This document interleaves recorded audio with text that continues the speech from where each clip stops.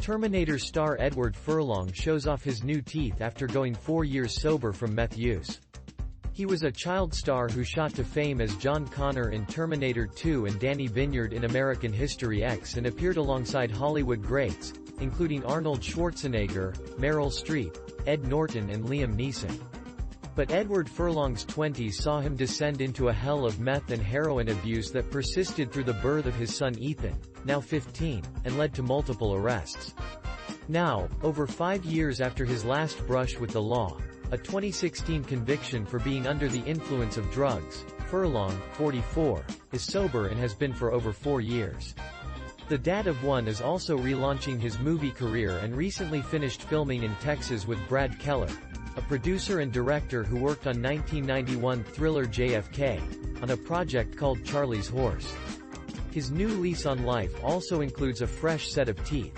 His own had rotted due to years of meth use and he describes his new ones, which he got from LA experts Global Implant Dentistry, as being part of his second chance. Speaking in an exclusive interview with DailyMail.com, Furlong said, "It feels great to be back on set and sober too. I didn't feel hungover when I went to work. There's other sober people at work, which is weird because if you're not sober, you're not hanging out with the other sober people. It was cool. I really enjoyed it and I feel like I can be more in the moment. I love to work. We'll see what happens." Joking, he added, "Hopefully I won't end up having to be a prostitute or something like that." Furlong says it took him some time to come around to the idea of having his teeth ripped out and replaced, but admits it has been worth it. The 44-year-old said, "It sounds weird for me to be talking about teeth because I don't live and breathe the way I look, but every time I looked in the mirror, it just bummed me out as a reminder of what I had done for all those years. It's nice to get a second chance. It was a no-brainer. I'm super glad I did it." Furlong was just 13 when he was plucked out of obscurity by director James Cameron to take on the central role of John Connor in Terminator 2, Judgment Day. He said, "The whole thing was a shock. I don't know if I ever completely absorbed it.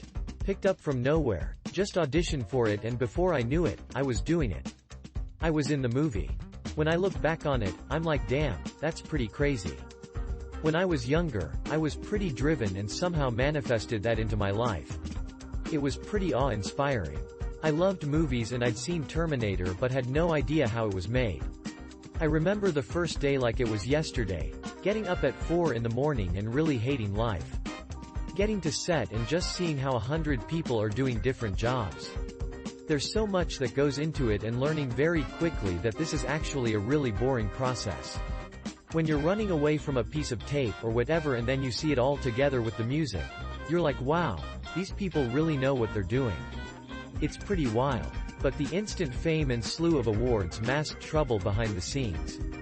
Furlong says however successful he appeared, he always felt like, "I was pulling something over on everyone," and was terrified people might find out who he really was.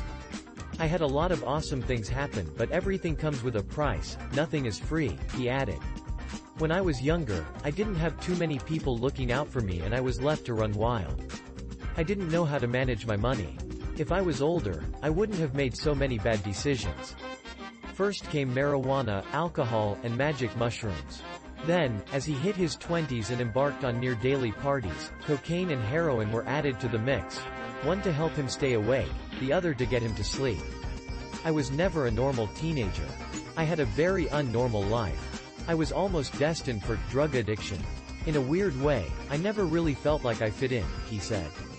"So, when I was high, I had camaraderie with other people. Just drinking and partying. All of a sudden, I felt like I was with people and I fit in somehow.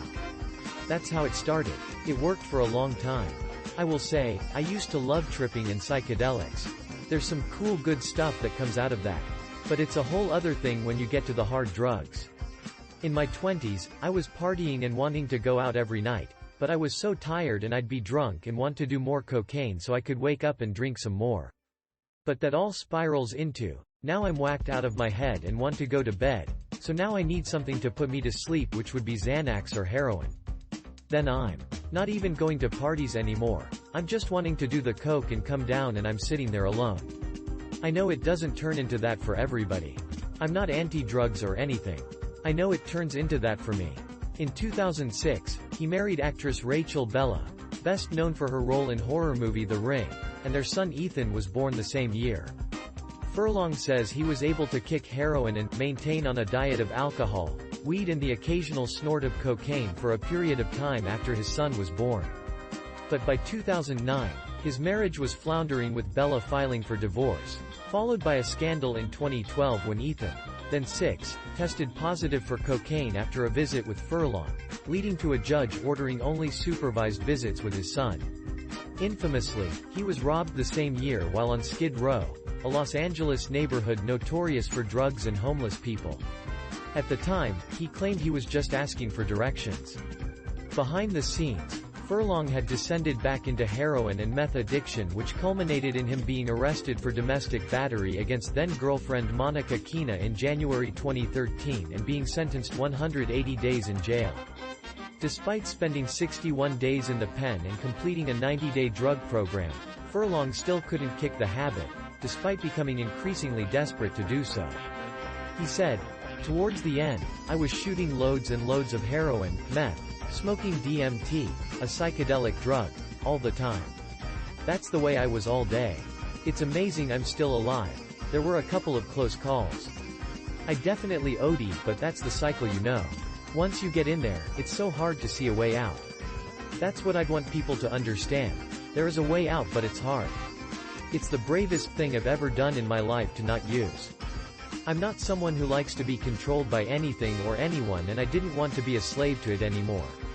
In August 2016, he and a friend checked into a hotel in Ventura, a small town 40 miles north of LA, with the intention of kicking heroin. Furlong says the pair showed up carrying a bag of meth aimed at ameliorating the pain of heroin withdrawal, which was discovered after they were asked to move rooms and staff found used syringes in the room they had shared. Booted out of the hotel, they were attempting to check into another when they were arrested for being under the influence of an illicit substance and booked into the Ventura County Jail. Despite describing the cop who arrested him as a D******, Furlong says his unlikely benefactor was also a blessing in disguise.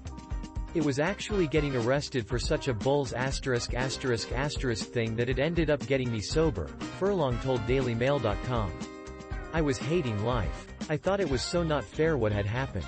But it led to what's happening today."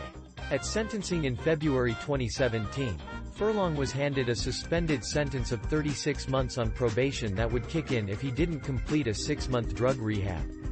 In the event, he spent a year at Wavelengths Recovery, a drug rehabilitation center in Huntington Beach, California, and he hasn't looked back since. He said, "I've learned as time goes on, it's easier than I thought it would be. I like myself better, people definitely like me better sober. My son and I have a wonderful relationship. I like how simple my life is these days. I get to wake up and not worry I'm going to go to jail. I'm not hungover and wondering what I did last night. There's so many awesome things and reasons I do it for. I hope to keep it up. It's the greatest thing I've ever done," he added. "I'm blowing myself away every day. It's cheesy when I get those year chips, but I can't wait to get my 5-year chip." Furlong says his goal now is to get his old life back. He said, "Things are slowly turning around and I just want to get my life back to what it was and what I was doing in the first place. I've *****ed over so many people when I was on drugs. Gaining back the trust of the people that work with you when you flaked on them so much is a long process. It's like the friendship that happens after a bad breakup. People are learning to trust me again. It's great and things are slowly starting to get going again." Created by 00 Breaking News. Daily breaking and more news. Please subscribe.